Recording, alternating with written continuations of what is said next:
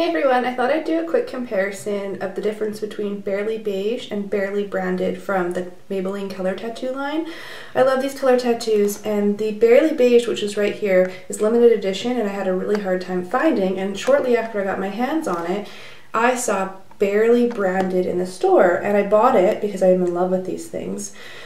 Thinking it was exactly the same color because it looked almost exactly, and when I got home I realized there was a slight difference between the two, and the numbers are also different. Like this is 100 Barely Beige and this one is 70 Barely Branded, so that's when I noticed that these are indeed different colors. I'm thinking Barely Branded is going to be part of their new permanent line, so I'm kind of excited about that because, as I'll show you in a second here, they are really similar colors, but I think I like Barely Branded better. So here's what they look like in their pot.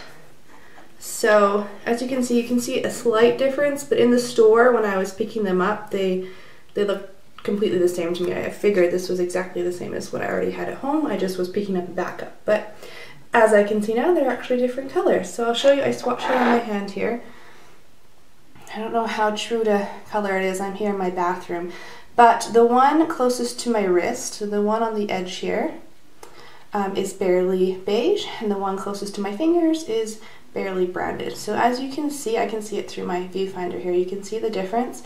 Barely Beige to me is more of a nude color, and a little bit more on the cooler side spectrum of colors, I suppose. Barely Branded, so the one on the right, if I go like this, is a bit more champagne-y, perhaps a little bit more sparkly, and definitely a more warm tone color. So for my own skin type, I really like the warm tones on my eyes, so I've actually been in love with Barely Branded more than Barely Beige, although I do love both of them. I just thought I'd share the difference in case you ran across Barely Branded in the store and you're wondering how close it was to Barely Beige. They do look almost the same, but like I said, there is a difference when you look at them from afar.